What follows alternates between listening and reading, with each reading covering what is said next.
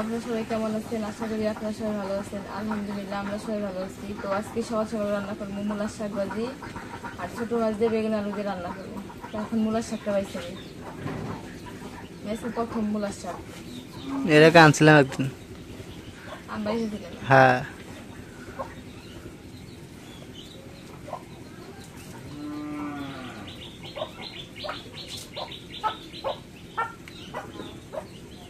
মূলার শাক রাইতে দেয় না, ছিল নষ্ট হয়ে যায়, নষ্ট হয়। তাও অতটা মেলে ধোয়া হয়েছে দেয়, অতটা নষ্ট হয়নি।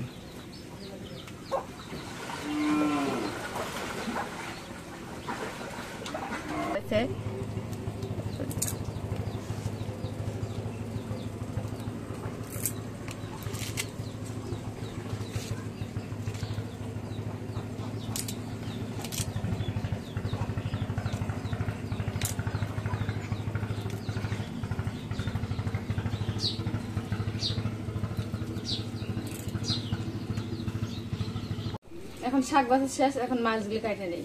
এই ছোট ছোট মাছ,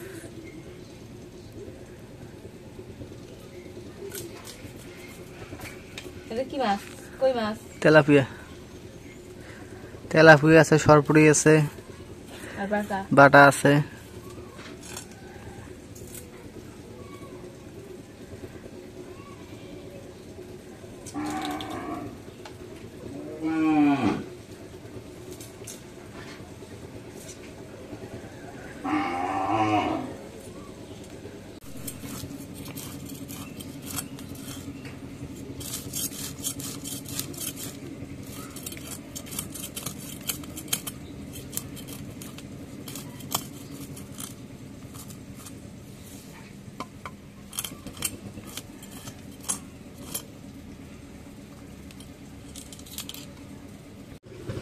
এখন মাছ কাটা শেষ করে যে বেগুন আর আলু কেটে নেই। বেগুনটা কেটে আগে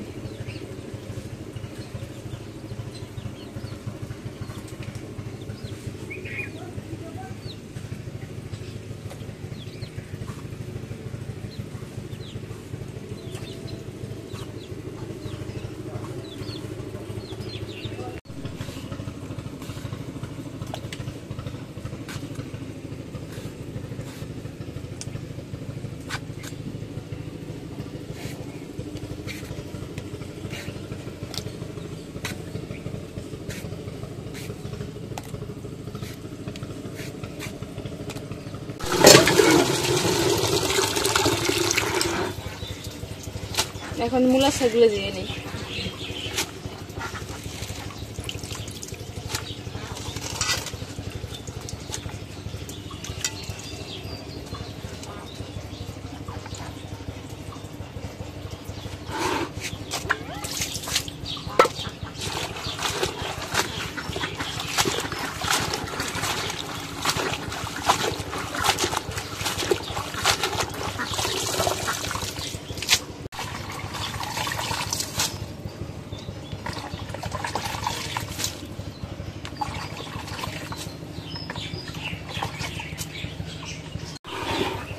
এখন শাক ধোয়া গেছে, এখন বেগুন আলুগুলো দিয়ে নিই।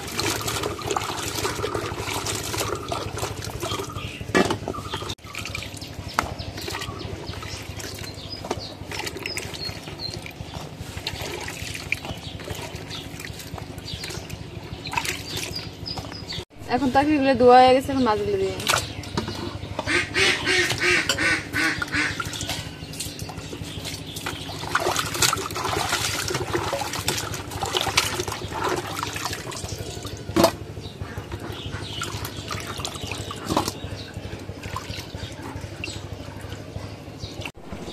এখন একটু রসুন ছেঁচে নেই শাক ভাজির জন্য।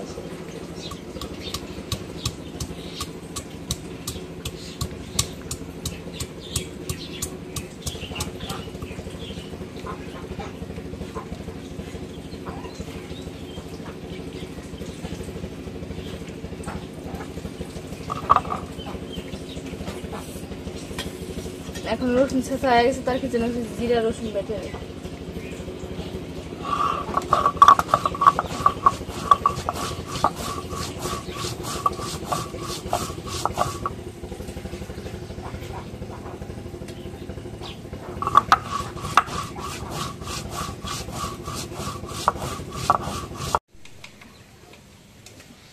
এখন মাছগুলো মাখায় নেই, লবণ দিয়ে দিই।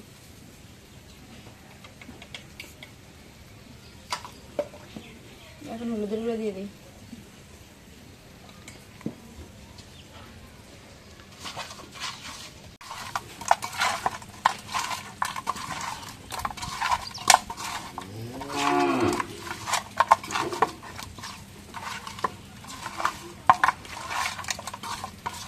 এখন মাছগুলো মাখানো হয়ে গেছে। এখন কড়াই তেল দিই। এখন তাওয়াটা গরম হয়ে গেছে, এখন মাছগুলো দিয়ে দিই।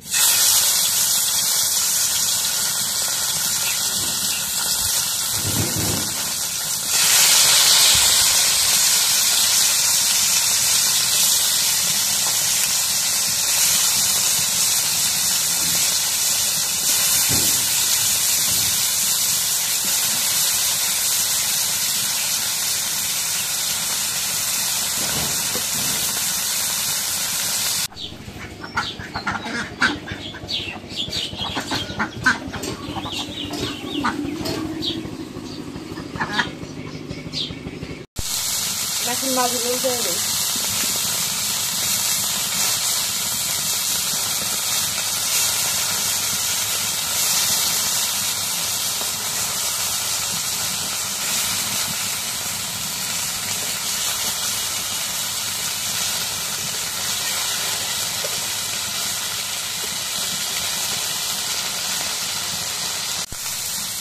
এখন মাছগুলো দিয়ে গেছে, মাছগুলো এখন নামাই দিই।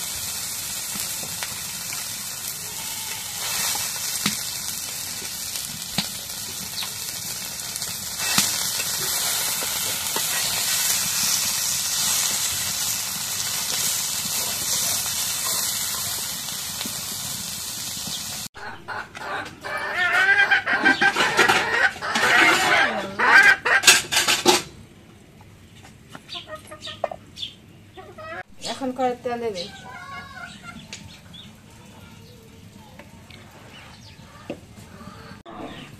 এখন পেঁয়াজ কেটে দিয়ে দিই।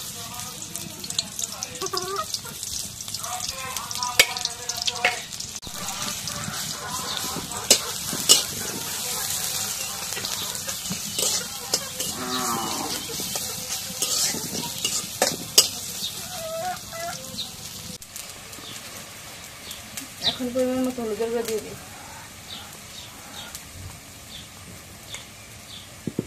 এখন মরিচের গুঁড়ো দিয়ে দিই। মরিচের জাল আছে বেশি, অল্প করে দেবো। কায়ের মরিচ তো, কায়ের মরিচের গুঁড়া 1 চামচ দিলাম, আরেক অল্প একটু দিলাম, অল্প একটু দিই, আরেকটা অল্প করে দেওয়া যায়। দোকানদার আমাকে কইছে কয় এটা অল্প করে দিয়ে খাওয়া হচ্ছে। এখন লবণ দিয়ে দিই।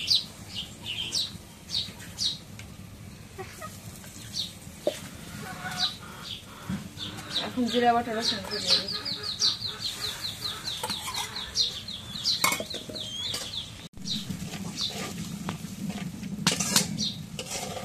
এখন মশলা একটু কষে নিই। এখন মশলা লাল লাল তখন হয়ে গেছে, এখন তরকারিটা দিয়ে দিই।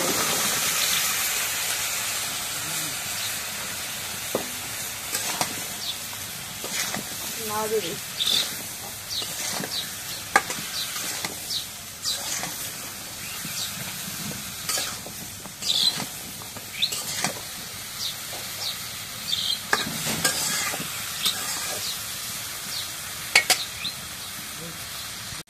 এখন লেগে দিয়ে একটু কষাই করে দিই।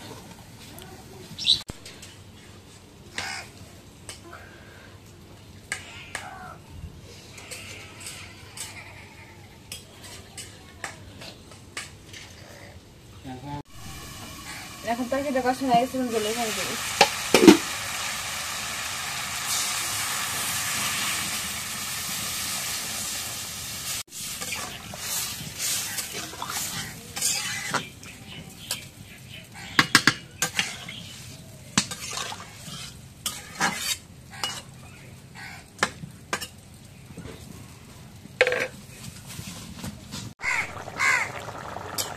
এখন মাছগুলো দিয়ে দিই। তারপরে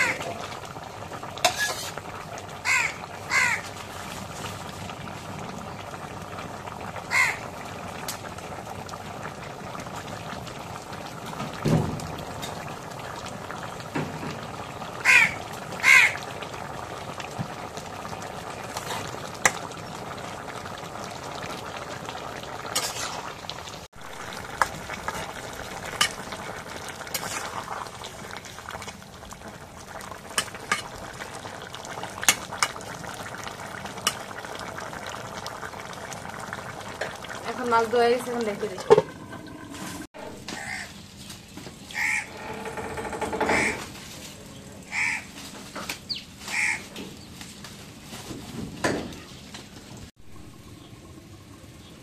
এখন তরকারি দেওয়া গেছে, তরকারি এখন নামাই নেই।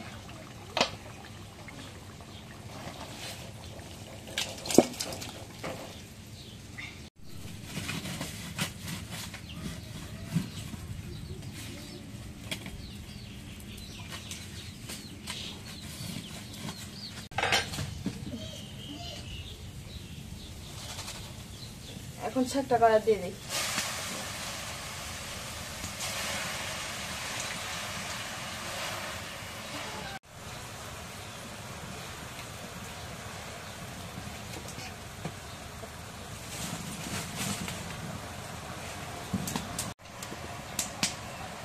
এখন লবণ দিয়ে দিই।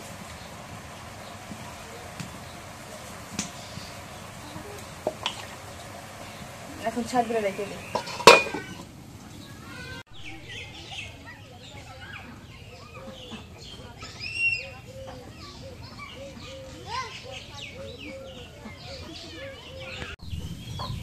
এখন শাকটা একটু নাড়া দিই, দিয়ে নামাই দিই। শাকগুলো সেদ্ধ হয়ে গেছে।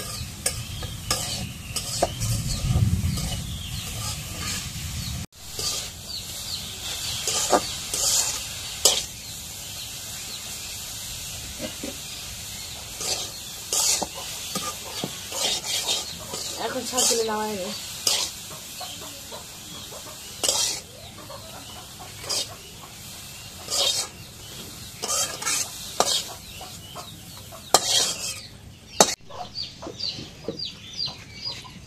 এখন কড়াইতে তেল দিয়ে দিই।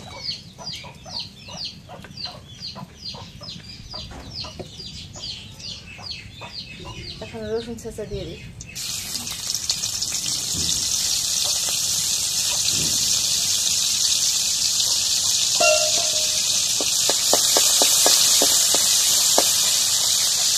এখন শুকনো মরিচ দিয়ে দিই।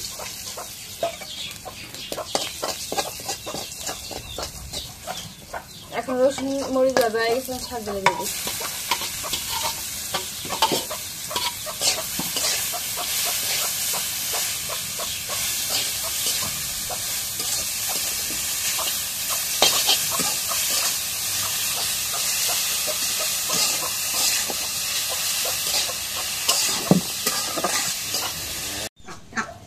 এখন শাক ভাজি দিয়ে গেছে, শাক ভাজি এখন নামাই দিই।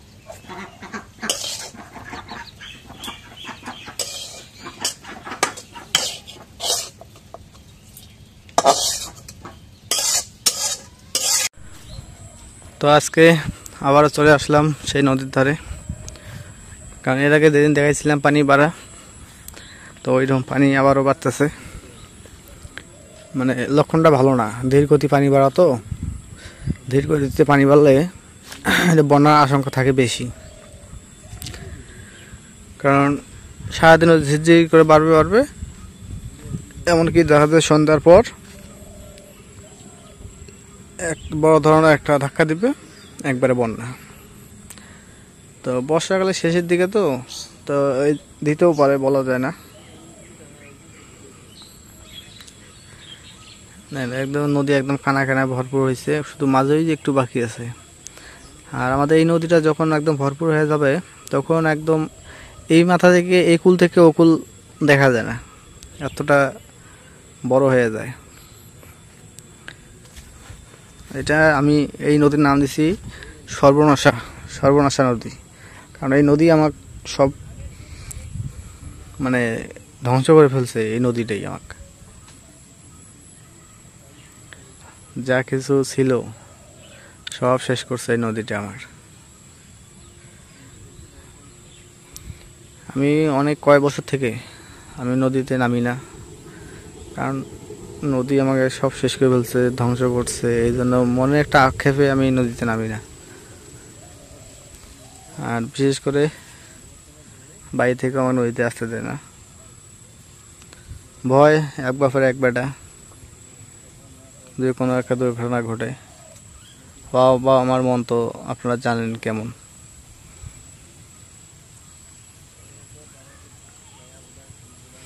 ওই যে পালতলা নৌকা আসতেছে।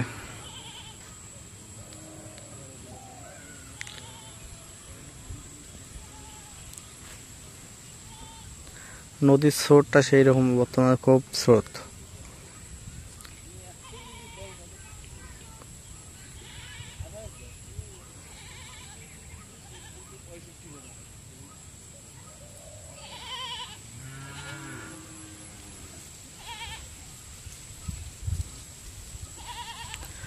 তো ঠিক আছে, আজকে ব্লগটা এই শেষ করব। তো ব্লগটা আপনাদের কাছে ভালো লাগে অবশ্যই একটু লাইক কমেন্ট শেয়ার এবং সাবস্ক্রাইবটা করে দেবেন। আপনাদের কাছে অনুরোধ বেশি বেশি করে দেখবেন ব্লগগুলো এবং লাইক কমেন্ট করবেন।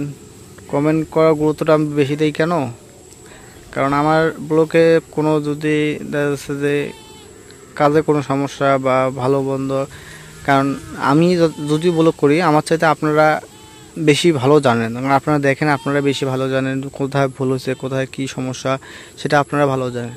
তো আপনাদের অনুরোধ থাকলো আপনারা কমেন্ট করবেন যে ভাই এই জায়গায় সমস্যা, এইটুকু এটা চেঞ্জ করেন, ওটা করেন। আমাকে অবশ্যই একটু কমেন্টে জানাবেন, জানালে আমার জন্য সুবিধা হয়।